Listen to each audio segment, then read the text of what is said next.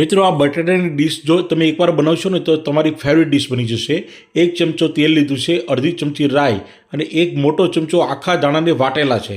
ત્યારબાદ થોડા લીલા મરચાં, હિંગ, થોડી હળદર અને ત્યારબાદ બાફેલા બટેટા કે જે બટેટાને આપણે 2 કલાક પહેલાં બાફી લીધા હતા અને ત્યારબાદ ઠંડા થયા બાદ છાલ ઉતારીને એનો વઘાર કર્યો છે. હવે શેકેલું જીરું અને કાળા મરી અને ત્યારબાદ થોડું આદું ઘસીને એડ કરી દેવાનું છે અને હવે બરાબર એને હલાવી લેવાનું છે અને ત્યારબાદ સ્વાદ મુજબ મીઠું એડ કરીશું અને થોડી ખાંડ એડ કરીશું અને આ રીતે આપણા બધા જ મસાલા બરાબર થઈ ગયા છે. હવે એને બરાબર હલાવી લેવાનું છે. ગેસની ફ્લેમ મીડિયમ રાખેલી છે અને હવે આપણે એક અડધા લીંબુનો રસ અંદર એડ કરવાનો છે, જેનો સ્વાદ ખૂબ જ સરસ આવે છે.